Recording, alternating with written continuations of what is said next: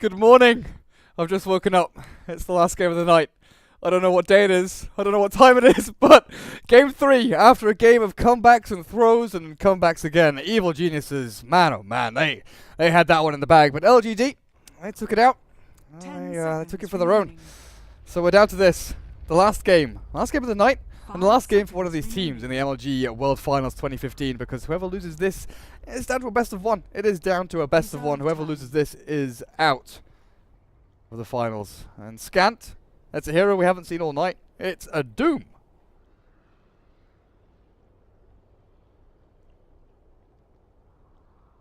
Hello?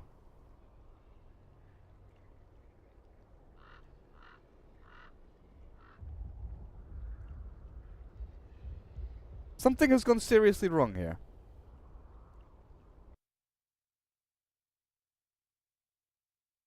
Something has gone seriously wrong. Oh god, no, that's not what I wanted. My co-caster should be able to hear me.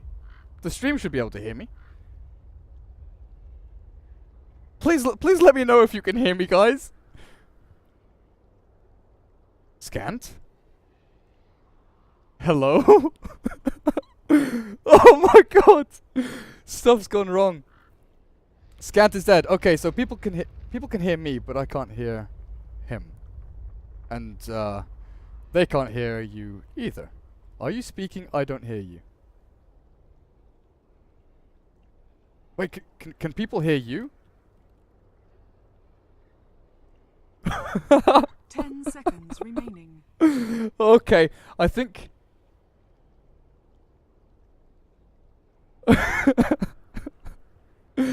Oh my goodness. Okay, we're gonna have to do this quickly. Let's let's try this without showing any more Skype details or anything like that. Bloody hell. Okay, so people can hear me, can't hear co-caster, so there's something wrong with the connection between me and him. Let's hope that this works. Let's get back into the game. Draft is progressing, and hopefully he comes through. Spirit Breaker, Queen of Pain. There we go. Hello. It was Skype just being a absolute piece of crap. I mean, again. I guess after like a how long was that? 10 hours and 45 minutes Skype call that we were in together. That's how long we've been going, man. We had empirical proof. It's gonna be close to 11 hours. It's gonna be close to gonna be close to 12 hours actually. It's gonna be close Actually, to that. pretty impressive by Skype to like last that long without giving issues. To be honest. Yeah. But yeah, I wanted to say about the draft. I don't know how long you've been talking, but as soon as I saw that Doom pick, it's like I wish I could chat wheel that just happened, because it's like, to me, Doom in this patch is almost like Leshrac was in the last patch, and it took a while at the start of the patch to reach that level. It kind of like filtered through the pub play, rank play, and got to professional play to the point that it's been picked or banned in every match, in every single game of this tournament so far. It's also the most banned hero, with the ban rates of it's been banned 10 times in 13 drafts. So for it to actually get through is already a big deal. Suggests that the team that led through has a plan to deal with it. I fully expect that EG have a plan to deal with Doombringer, especially because I feel like it's not just that Doom is trending right now and it's really strong right now. This is also a hero that Chinese teams in particular have a long history of being comfortable with. And even when it hasn't been that trendy or in the meta, Chinese teams have always been comfortable picking Doombringer. So LGD will definitely be comfortable running a lineup that works around Doom. Yeah, definitely. Now, EG Radiant Side Shadow Fiend. There we go. They've got it. And it's something that I kept wondering when RTZ moved back to EG, whether they do the sort of whole role swap thing that he did in secret with S4, and you know they'd sort of alternate between heroes and things like that. Because SF, you know, sure enough, it's a Sumail hero. You know, we all know Sumail's Sumail's Yule Scepter over on that Shadow Fiend and absolutely demolishing people through DAC. And I think that Artesia's kind of nestled himself into this one role spot, and it's kind of comfortable for him, especially here at Evil Geniuses. And now they go with the Wraith King. Now, this is a hero that I've often seen picked up against Doom just because you've got that multi-cycle factor, you know? You go in, you don't care if you get doomed, Laguna Bladed, whatever. You've got a second life. You can tank things up, you're a damage sink. And you know that you're just going to walk back up and throw stuns out just again in a couple of seconds' time. Wraith King is a pretty old school EG hero. They've been picking it for over a year now. They picked a lot of support Wraith King at TI4 actually. So I'm not sure. I feel like I saw them picking a support Reserve Wraith King time. earlier today. It's been really difficult for us to catch the matches that we weren't casting, obviously, but I think that they might have 10 been running a seconds support Wraith King in remaining. one of those games already. Obviously a core Wraith 5 King can be very seconds good as well, remaining. especially against a Doombringer. There's very few heroes you can say that about, actually. Heroes that are like supposedly good against Doom, because Doom just shuts you down no matter who you are. But the lineup EG's building so far looks actually like one of the more solid lineups against Doom. Because they've got heroes that could build in such a way if SF tanks up, Wraith King tanks up, Tusk. Sure, Doom takes you out of the fight, but you're probably not going to die to just the Doom. So you kind of walk out of the fight and come back into it. Which is a lot better than the heroes that don't just 10 get taken out of the seconds fight, remaining. but also end up dying to just a Doom and maybe one other spell. 5 seconds They've remaining. got some good auras behind them as well, and I was just about to bring this up, whether they go for minus armor again. Because, you know, they've got Presence of the Dark Lord, they've got that Vampiric aura from Wraith King. I was wondering more along the lines of, you know, a Vengeful Spirit, something along those lines, because we've seen Venge picked up a couple of times in the recent past. It's been VP's go-to unusual carry hero for Illidan every now and then, but even as a support, I'm pretty sure Kuroki over on Liquid has picked it up twice or 2 or 3 times. 10 Just in that seconds support role remaining. for the minus armor as well. But Slardar actually taken, and honestly, this could be offlane Slardar for Universe, could be safe lane Slardar, Wraith King could be support, core, Tusk offlane support. You know, there are so many options here, just mind-boggling for Evil Geniuses. Whereas LGD, it seems a little more straightforward. Doom, Sylar. 10 Undying, seconds remaining. probably offlane, leaner towards the mid for maybe Rubik support 5 for either seconds DDC or MMY. remaining. I could feasibly see Undying for MMY as in a support role as Reserve well. time. Lena could swap through as well. There are some options, but it's more linear options. You know, they've got like one kind of swap up between them. Whereas Evil Geniuses is like, you've got no idea where any of these heroes bar Shadow Fiend is going. Undying's actually so good, yeah. It's such a good pick. I mean, Undying's usually just a early game pressure the enemy safe lane hero, but I feel like with the lineup EG are going for, especially because they're trying to tank their way through 10 Doom, seconds remaining. Undying's just going to get so much value out of decay stacks in those fights. 5 All these seconds strength remaining. heroes, and even the heroes that, I mean, SF's not a strength hero, but it's going to be trying to do a tank build. Other 3 are strength heroes, and Undying really, yeah, I think it's a solid pick here. I mean, obviously the disadvantage is that usually when you pick an Undying, your draft is kind of forces you to pressure the other team. The onus is on you to get something done. I think that's maybe mitigated a bit here because the Undying gets so much value from the decay in the 10 mid game. seconds But remaining.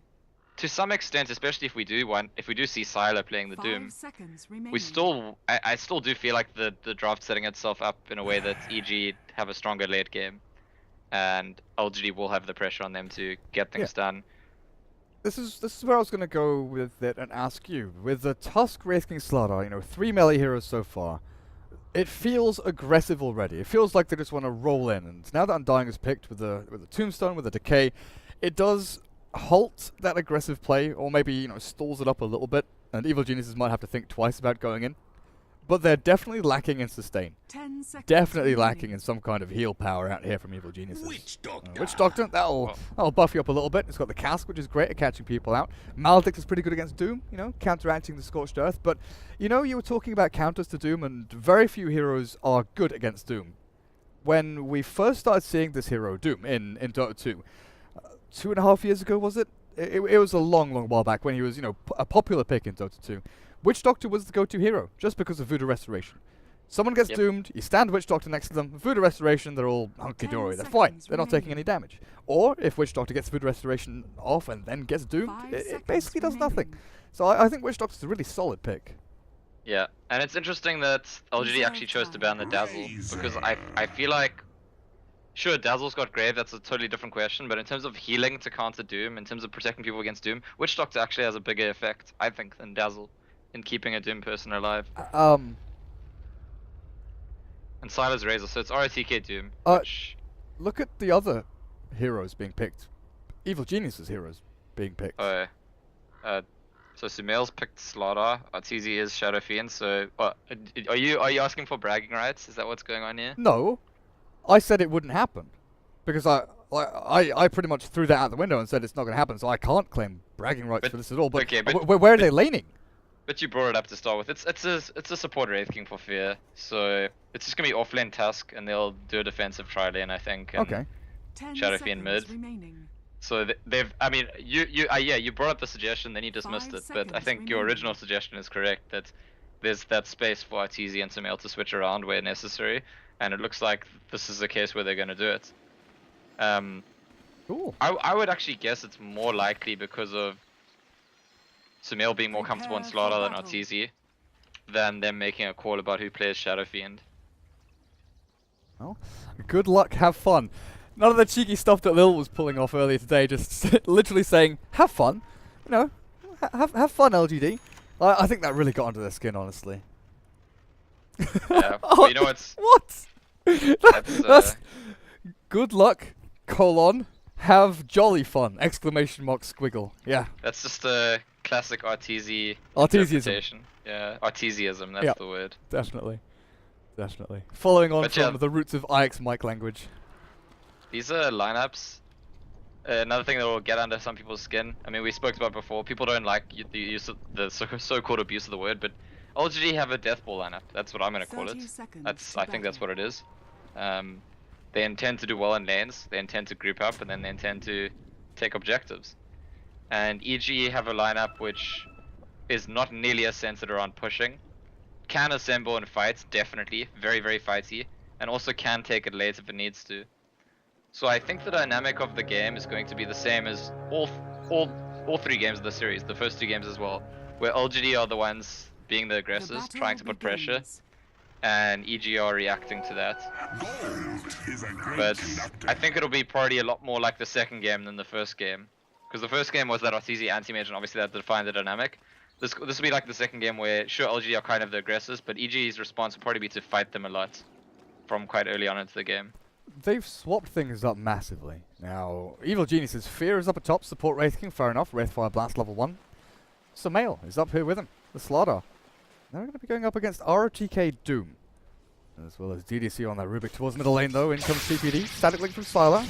He's not got boots, well neither of them do. So PPD will just run back, but he's given some free damage over to Sylar, who now gets a couple of last hits in. Arteezy Shadow Fiend towards the middle lane, down at bottom. Oh, actually hang on a second, back up to Sylar, damage taken, but it's never going to be lethal. Down to bot, Universe, the Tusk, up against Maybe on the Lina, who's offlaning here, and MMY playing the Undying, and this is honestly just so back and forth from both teams. You know, swapping players, swapping heroes, swapping lanes. Everything is being used, like literally everything at their disposal is being used here to adapt to the playstyle, the picks, and the actual laning phase here of their opponents. Stun out, ROTK. With PPD here, Cask is ready, and they know that there's only a couple of targets can bounce to. DDC will manage to get himself out of range, but that's it. Doom's already dead. Doombringer, by the way, is extremely difficult to kill when he has some levels in Scorched Earth, but if he doesn't, like here he took level 1 Devour, that's 0 starting armor. Doombringer is actually very, very squishy early on. Oh, definitely. And they're going to move the Undying up here to help. So it's a defensive trial into the Doom. And I don't know if you remember, but very early on tonight, we were talking about FNG and how he likes his, you know, old school Power Rangers picks with Vengeful Spirit 1 roll. And I was saying how at one time he was picking aggressive tri-lane Dooms, and I was waiting for some kind of tri-lane Doom to pop up. And I'm seeing it, but from the least likely source I ever could, LGD with a defensive tri-lane Doom. Yeah, and it's just because of all the shenanigans with switching around lanes. It actually leaves Maybe as an offlane in a 1v1ing Tusk, and he's actually being gone on. But I think Universe will leave this. Doesn't have the mana. He had the Mango. In fact, when he gets his cooldown, he might go on Maybe again with his Mango. Yeah, try the old snowball shards forward again. But this is a good start for EG so far, you know, getting farm on your Shadow Fiend, not getting shut down massively by this Razor. He's got DD rune bottled. And to be fair, this Razor, he could take a pounding here. With the right clicks out from this Arteezy SF, got a ton of damage behind him. Radiant side as well, so he can clear out Mod Golems. Oh, but up, what have we got? Sumail in a little bit of trouble. Fade Bolt not going to be enough. Oh, what? The Soul Rip will be, though. Ah, bloody damage. It's something that I've heard a lot of people saying, actually, that everyone talks a lot about Decay and Tombstone, but the true skill of Undying is Soul Rip. That's the unsung hero in his skill set. Because it does work when you don't expect it to. It healing and killing. Yeah, the first time we really saw it utilized was to March this D2CL LAN in JD. Oh, maybe he's in trouble. Where is he? Down at bottom lane. Yep, you're right. He gets the Light Strike array off the cask, bouncing back. Oh, I think he's okay, you know. Salves up, and he's going to be fine. Get behind the tier 1. But, yeah, the first time we really saw Soul Rip utilized very early on was when Ice was playing Undying against a Puck. I think he was playing against Empire, but I can't quite remember. But anyway, he went Decay and then Soul Rip. And the Soul Rip was just so unexpected. This was back when it had a lower mana cost. But yeah, I agree with you. We're seeing lots and lots of Undyings now. Not go for this build. I've not seen the 1-2-0 build. I've seen people go the 1-2 and then max Tombstone and go back for it. But MMY, oh god, he loves Soul Rip, huh? This is the build that Ice went in that game you're referring to, and he was against the Puck, and I remember he actually solo killed First Blood the Puck, because the Puck just didn't expect it. DDC. But Sprint, it's a powerful spell. Well, it's got telekinesis, throws him back into Arteezy. I'm just wondering, like, what's the gap in this game? Because I have this sense of inevitability that at some point in the game it's just gonna explode into constant fighting, like the previous game. When does that start happening? At what stage? How long does it take for the lanes to break out into like sheer madness? Because I do feel like that's going to happen. And it'll probably start when LGD start grouping up to push. I don't think there's that much pressure on EG to force the aggression themselves. Yeah, see, I would have said Undying once it hits like level 3 of, oh god, the shards! They've actually got DDC here. Fear started that all off with the Wraithfire Blast, and it looked harmless, but maybe he turns around to try and fight, and he kind of baits his Rubik back into death. I would have said Undying once he gets up to like level 4, level 5, a couple of points in Tombstone, and that's when Chaos starts to really reign free. But I'm not sure. Maybe it's EG that's on the aggressive here. Triple raise. Yep, that's all you need. Arteezy secures the kill. Sumail is roaming and ganking on the Slaughter from the offlane. Yeah, so, I mean, like I said, I expect this game to go similarly to the previous game. I wasn't actually referring to that kind of clowny aspect of everyone going around the map and just fighting that early on, but this is, to be honest, there's logic here, because this is actually a lane switch, and Sumail was just like, I'm going to swap lanes, and on my way to the bot lane, why not make a kill? And I think that's pretty respectable. Oh. He's back down to bottom lane. Slaughter, he's ready down here. University, yeah, you're right. Swaps back up the top TPs there. And he's going to be in a 1v1 versus MMY for now, as ROTK has relegated himself to jungle. Back in there, stacking, farming camps. Maybe back, yeah. Like they've gone to standard lanes now. You know, the safe lane Slaughter, the mid Lina, RTK. Less standard in the jungle, but probably switches down to the bottom lane in the off lane with Rubik in a little while anyway.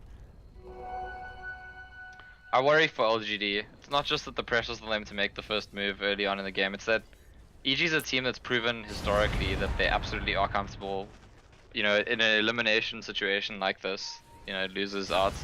They're comfortable with taking it late if they need to. They're very, very comfortable with taking it late. In fact, historically they've preferred it. And their lineup just seems much more favorable if the game does go late. And so it puts LGD in like this awkward position. Especially if, well, EG actually going into the enemy jungle looking for some stacks. They're probably going to find ROTK instead of the stacks, but they can actually kill him if they do find him. They're going for the loop. They've just pinged out on Maybe, and with a stun from Fear, it's got a decent range on it. Oh, Arteezy hasted, double raise, triple raise. What's it going to take here? A couple of hits because MMY heals up, Tombstone's out, and Arteezy's dead. They finished off the Shadow Fiend, and that was ballsy. A golden Tombstone dropped, and RTK, he's hunting for blood as well. He sees PPD, he's got him in his sights. And do they have the damage? The Dragon Slave will finish him off. The dive turned wrong. Extremely dangerous. I want to say it was the safe play to go into the enemy jungle, look for stacks, and possibly kill the Doom. I guess they didn't know the Doom's there. But the play they go for is much more dangerous, because I don't think it was ever conceivable with the way that they approached with the Shadow Fiend and Wraith King so far ahead of the Witch Doctor. I don't think it was ever conceivable they'd kill Lina before someone reacts. So what are they counting on? That LGD will react slowly? I think that's just, you know, disrespectful towards LGD ultimately. Oh, Witch Doctor's still running around at level 3. Sumail, once he gets his Blink Dagger, they can look to make those dives a little bit easier. Just jump forward, find the initial hit. Smoke's gonna be broken, bot jungle. Rubik and Lina smoked in, and they didn't notice that it was Fear standing right there, broke their smoke, but Fear hasn't seen them either, so they go for Sumail. He might just die here. Telekinesis, well timed, dead! Easy, simple, clean and crisp. That pick off. Perfection from LGD. That's a rare situation where you go for a smoke gank, your smoke gets broken along the way, And you still but get you the kill. notice the person you're trying to gank like didn't react, Radiant's so bottom tower is under attack. so you figure in that second they don't actually know our smoke broke, and you just keep going. Good stuff, good stuff. Now, Arteezy has bought Gloves of Haste. And it's got me wondering. I've seen from Shadow Fiend, no, he's going for treads. Okay, no. Midas was a possibility, but he's not going to go for it. I've seen it from a couple of Shadow Fiends recently, especially in NA.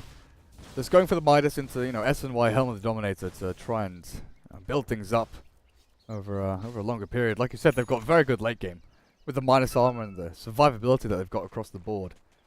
But he just wants the treads, go for the pretty stock standard build so far. But what up next? Do you still want to see a mech on the Shadow Fiend? I think so. I think because same reason I wouldn't want to see a Midas. There's really no need for it. There's no, as I've been saying all along, there isn't pressure on EG in this game. If they get to the late game and they're looking alright, they're probably already in a great situation. So I think they should focus right now on kitting up just to do alright in the mid game. And if they don't get walked over, then LG is going to be in big trouble. ROTK. He's actually not far away from his mech, you know. He's got his buckler recipe, headdress, and on the courier, yeah, buckler done. So he's actually, what, 550 gold away from a fully completed mech while up on the hill. Maybe in DDC. This Lina has been running around looking for kills and not really farming too much, you know. Her item progression hasn't really flourished. She's sitting at, what, 4th? Shadow Fiend's leading, but you do have 3 heroes in the top 4 there Radiant's from bottom LGD. tower is under Well, attack. Universe's Tusk is doing decently against this Razor up at top, but it's definitely not the matchup you're really looking for.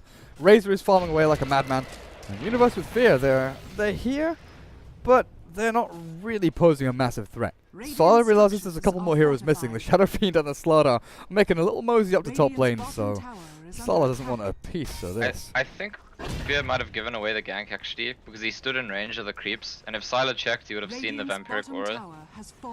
So I'm not too sure if like that was even a gank, or if they were just like, let's group up and we're gonna force the tower. But if it was a gank, then Fear did stand a bit too close to the creeps. All of a sudden, ROTK has his mech. 11 minutes mech on a Doom that started 1 roll, then went into the jungle, and he feels like a 4-roll Doom, you know? He's not had laning presence, he's not really been an off-laner or a 1-roller or a mid-laner, he's just been farming the jungle a ton, and now he's got a mech. Yeah, and that's, I mean, it's definitely going to play into that kind of death ball-y approach that they're going to have to this game. And if they can get a few tier 1s, it's going to help a lot, but in the meantime, it looks like Sylar might be in danger in the top lane, yeah. Snowball forward. TP is coming in thick and fast though. Sylar might not actually die. With the Requiem raises, okay, Sylar's dead, but the trade-off here. Mech comes out a little bit too late. Laguna Blade over onto Universe. Arteezy gonna die first, and then over to the side. Undying gets the double kill with a tombstone to zombies. Chasing people down. It's very peculiar to me, like, all this discussion of how EG, if they just do alright in the mid game, make it to the late game, they're in a good position. And they keep insisting on getting ahead of it. Like preempting it, almost in the sort of classic Cloud9 TI4 style. To stop the push by ganking into the push before it starts pushing. But they're doing it in such like divey ways at that mid tower and now at the tier 2 top. And I just feel like they have to have more respect for LGD. LGD are going to react. LGD are going to ult TP. That's like definitely what they're going to do all day long if you're diving at their towers. Yeah, it's not just one hero TPing into react, it's everybody. Everybody just piles on in. So they know they need a strong, firm grasp on this game. If they can stop Shadow Fiend from getting kills, from diving like that, take a look at Arteezy's item build actually. I saw he picked up Ogre Club first, then as he died he got the Blade of Alacrity. So he's going for S and Y, but he's going about it in such a roundabout way. So he can't have Ogre Club and Alacrity both in his inventory at the same time. So he's missing out on a lot of value here. You know, he could have a Yasha fully done, or a Sand, depending. But it's just suboptimal from EG so far. Every move. The draft has been good. Early laning stage has been good.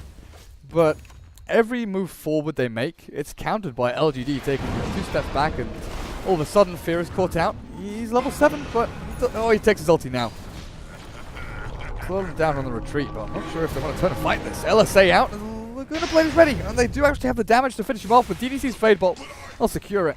The trade-off is farming on the side lanes though, as Universe has nearly got his mech. So they're actually looking at a pretty full utility built up Tusk here. While Sumail, no, not Sumail, Arteezy on the Shadow Fiend. He's got his Yasha done. You know, at the start of the second game, I was asking, how do you think it'll affect LGD that they really should have won the first game and didn't? And I feel like we forgot to ask, but how do you think it'll affect EG this game that they really should have won the second game and didn't? Is under attack. Because to me, that's got to be some way to the explanation of these like over aggressive dives that we've seen out of them. Dire's middle I think that LGD have been getting progressively more and more pissed off. You know, pissed off in the way that they're just going to explode and absolutely demolish you. But EG, I'm not sure. Like, it's hard to read them because they've got such, like, their personalities are so hard to describe. They flourish in weird ways. Like Arteezy and Sumail, they're very explosive, but not in the same way as I'm sort of explaining that LGD can just completely, like, it's there's teamwork explosive from LGD and it's singular explosive from EG, I think. Yeah, I think that kind of makes sense. I wonder, I don't know. It's still very early days in this game, and I'm not willing to like say there's a defined dynamic. Things are looking kind of good for LGD. EG have screwed up once or twice diving too deep. But it just makes me think whether or not there's a little chip on EG's shoulder from the previous game, because they won the first game, they should have won the second game. And Sumail will remember that he was getting the better of Maybe for most of the early stages of that game as well. And then Maybe was actually just dominating and controlling him for the rest of the game. And by the same token, it's just when you have these players who are just that insanely skilled and they know how skilled they are, sometimes I feel like there might be a tendency to just like, oh, why can't we just own these guys? Let's just go own them. And the reality is you can't always do that, and that's where obviously the grounding voices come in. Of course, this is all like an invented narrative. I've like never met these players. I don't actually know. It could be that they're all very composed and I'm talking nonsense. Doom has a Midas. RTK went back from, 10.5 minute Mac Arcanes, or whatever it was, 11 minutes. He now has a Midas up on him. It's the classic why not Midas. Yeah. I mean, it's, yeah. I've got 2,000 gold. I don't necessarily need a Blink Dagger. Why not? And MMY as a Vanguard, it's like a really difficult Undying to deal with at this stage. And if we do see a big team fight break out, he's gonna get a lot of Decay, Sorbs off. He's gonna get a Tombstone off, and he's gonna just stand there and be generally annoying. Yeah. It's actually a very important hero to find a way to deal with, and I don't know if there is a way to deal with him at this stage. Yeah, like Crimson Guard is a very good item against minus armor, you know, amplified damage, the Shadow Fiend presence of the Dark Lord. Vlad's is pretty good as well. I'm wondering though why MMY wouldn't go for something like the Agony Stun. Oh god, Universe is chain stunned, and with the Doom there he can't do anything. Tier 2's gonna drop, and Yule Scepter is delivered here for Maybe. So he's got the combo available. Up at top, trade off, Arteezy taking tier 2 there. But this is much better for LGD. They've killed off a hero, taken tower, Roshan is available. Yeah, it's good for LGD. It's also, I want to say, good for EG that they don't just like panic ult TP in and force the fight. That Arteezy stays top and he split pushes, and they realize like this is what we need to be doing. There's no reason for EG to be like forcing the aggression, diving into fights. If they play that split approach, if they aim for the late game, they're still looking pretty decent. If they were to take a couple of fights in a row and lose them, suddenly the game's over. That's what happens when you go against the death ball. Sometimes it is, but sometimes EG are the ones that want to go on the aggressive. This MMY bait is real. Snowball not going to pick anyone up, and Sumail cannot blink forward. MMY is dead here under the power of the amplified damage, and oh god, the bait is turned wrong. DDC's caught as well. Blink stun. They've got the amp onto him, and Sumail what's stolen here? Sigil actually up for DDC. Maybe he comes back into this, but the heal out. Sumail gets another one. RTK and Maybe on the full retreat out, but the snowball catches Maybe. Nice shot. Nope, don't trap him in. Good Yule Scepter back and blink, stun. Sumail catches them both. Maybe and RTK have been caught. The mech is there to heal them, but so's the punch. Arteezy only needs a couple of raises. Good dodge. Gets out of the way of the stun. Sylar, I'm not sure this is the fight you want to be taking. DDC is respawned. He's back in, but that just gives them more kills. Snowball through the middle of both of them, and EG, the hornet's nest has been stirred. They're pissed off, they're angry. Requiem winds up, but the TP's pretty long here from MMY. Turns on the ultimate, flash columns out, and Fear being chased down. Arteezy whacks into silence. A big stun again from Sumail. Doom is up on Arteezy. Sumail's escaping, and what the fuck just happened? Everybody's freaking dead. DDC didn't respawn, by the way. He bought back. That was a dieback. And just when I was saying, let's consider the psychology, let's think about EG, what's going on in their heads, LGD just showed like a massive sign of some kind of leak. That's the best way I can think to describe it.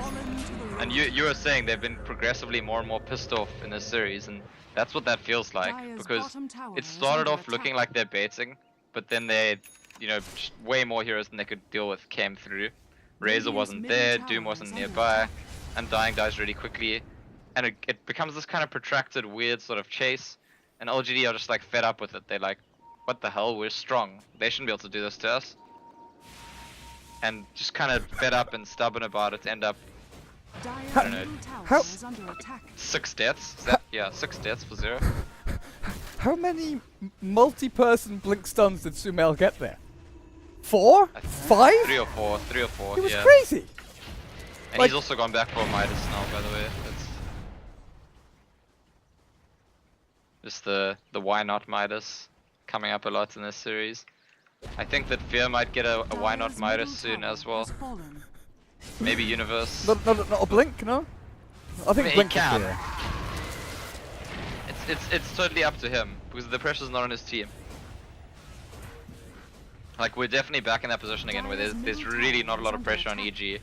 So it's if they want to try and force the game out, or if they're happy to sit and wait. If they were to pick up a bunch of Midases, it looks really bad for EG, but EG want to fight. They're gonna go in here, I think. I mean, Sumail's just pinging it out. He looks really keen to go in, and I think PPD's had to restrain him a bit there. Hold back, son. Hold back. That'll do. That'll do. Wait a second. We don't want to be running into Tombstone and Laguna Blades and things like that. We've got Aegis. We've got Secure Farm in their jungle. We can choke hold them. We can make sure they don't get anything. They're all grouped up. Scared little kittens hiding behind the trees behind this tier 2 tower. Bot lane, there's farm to be had as well. Just TP down. But they're not going for it. They still want to go and fight now. Not sure about this. They want the tier 2, but bottom lane, it's pretty open for them. Yeah, they just want the tower first. And they're kind of hoping to better fight, I think.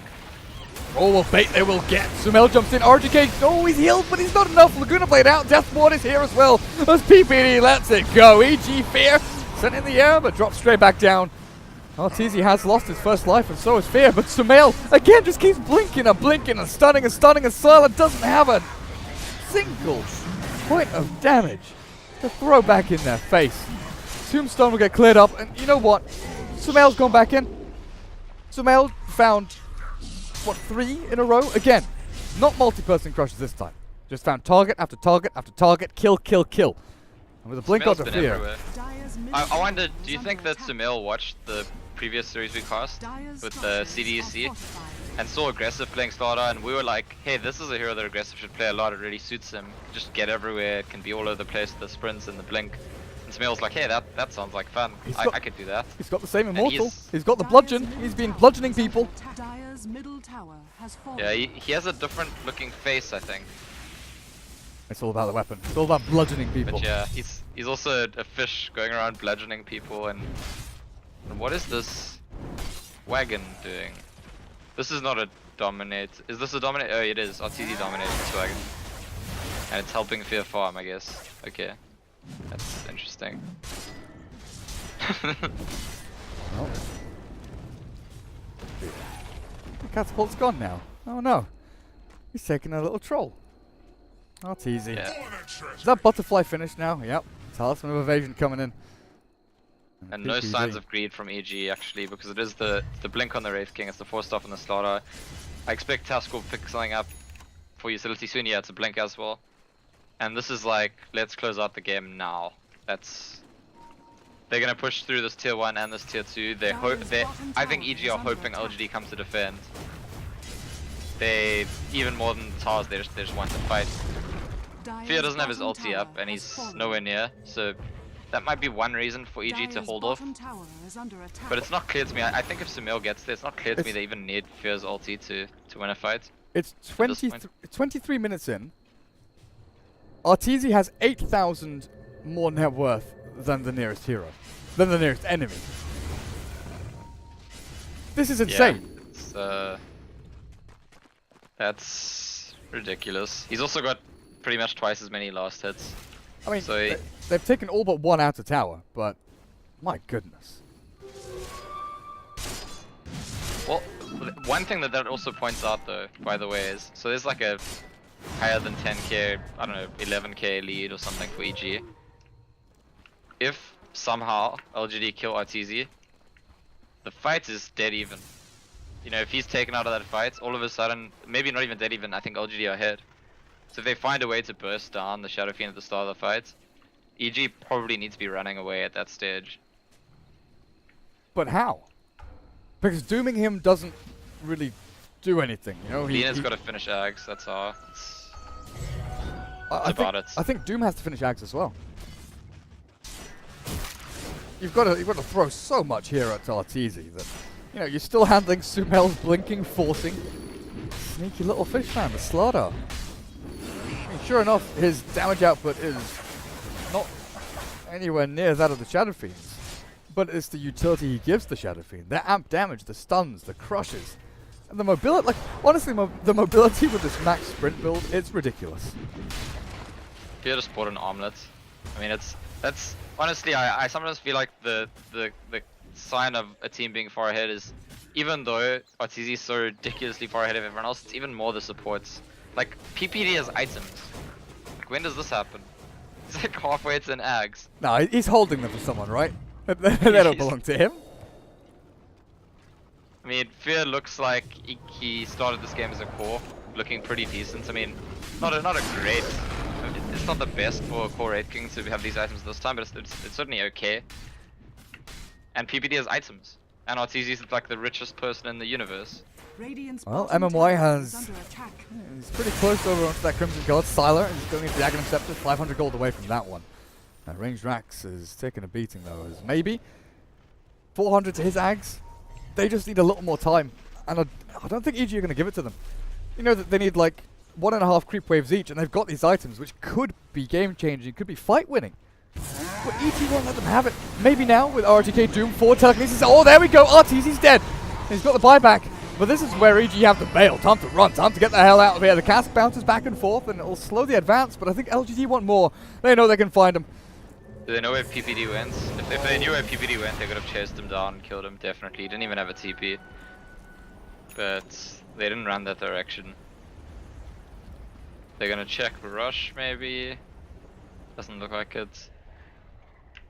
But yeah, that's kind of what I was talking about. I mean, Arteezy's not actually that tank. He's very farmed, but he started with a tank build of SNY, and then since then he hasn't actually built tanky items. PPD is actually now... The hunt has been resumed for PPD, and he's in smoke. That's not going to keep him alive here. He's got no TP. He can try and TP. The rest of his team's coming in to actually try and fight this cask. Bounces in comes Sumail, but he also have to go for maybe. As the LSA and the DD on Sylar, maybe we'll be able to actually turn this back, force Staff away, and the mech out from Universe. Turns back onto Sylar with Minus Armor up onto a snowball forward, but MMY joins in this little battle. And I think they're going to get more than they bargained for. It's Universe, along with PPD, both drop their lives there.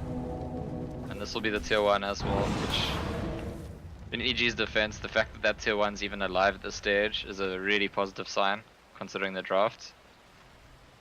But my, oh my, this is a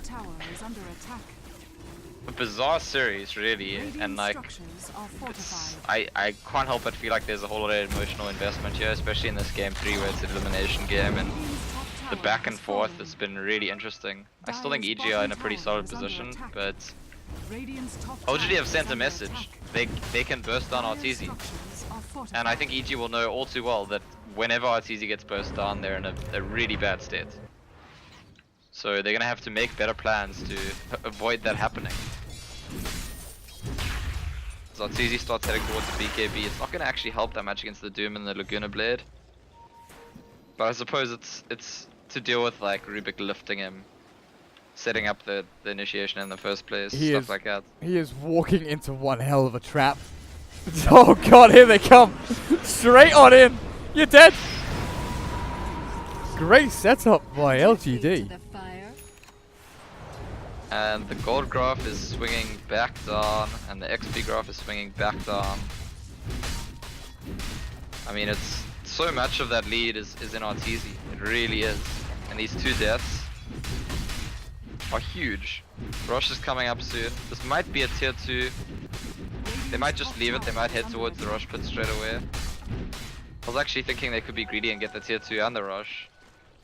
Especially since they, yeah, EG have made no intention to defend. See now, why no Skadi on Shadowfiend and no Lotus Orb or Radiant's top Lincolns tower is on under EG attack. either to stop Doom, Laguna Blade, things Dire's like that. bottom tower is under These are like, again, it's kind of like game 2 where they've got themselves ahead and they're going for these luxury items Radiant's top tower has fallen. before thinking about the items they need. So I feel that if they had like one Lotus Orb to put onto the Shadow Fiend, he doesn't get destroyed like this. You know, not in a situation up at top where he's alone. Obviously, that was a well-laid trap. But if they want to push high ground, they need more utility items and more buffs to place onto the Shadow Fiend. But they don't have it.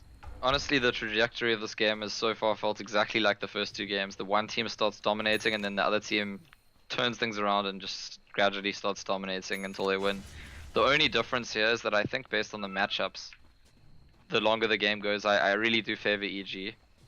Especially in a game where PPD is actually getting items where he's going to get that Ags on Witch Doctor. With the minus armor from Presence of the Dark Lord and amp damage, yeah. So it's not as natural a transition in this game that because LGD are stabilizing now, like in the other 2 games, the team that was behind will end up winning, because the draft doesn't. It's EG's draft is actually more favored to play that role in this game. So Mel spent the past couple of minutes just farming himself towards the AC. You know? With the mobility he got, they've definitely taken a step back here.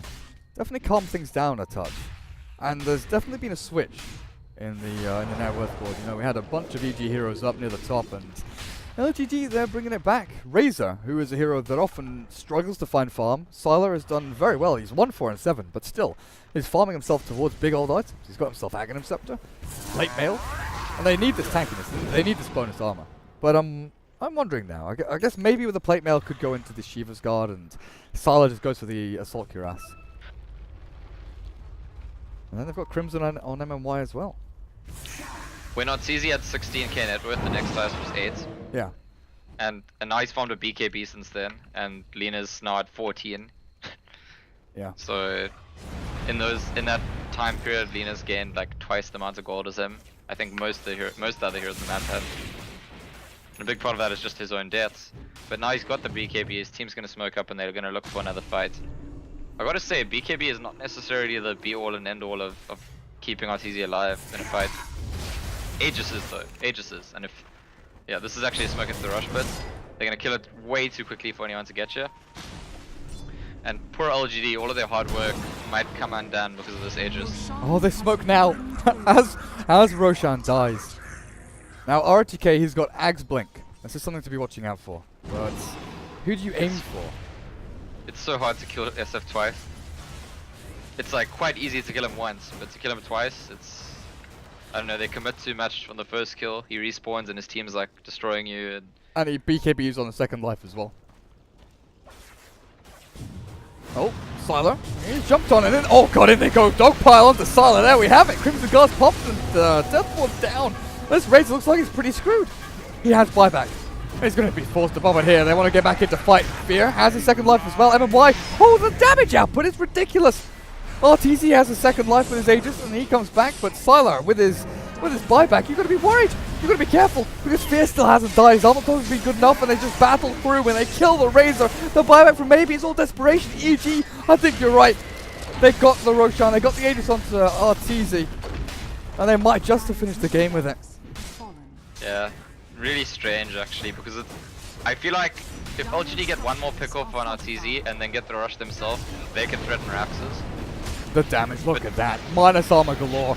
Maybe trapped in the shards. LSA catches 3. They've got stuns. They've got damage, but maybe he's just being pummeled, and now he's dead again. Rubik, the last man standing. GG is called. LGD are out, and EG, they progress themselves through.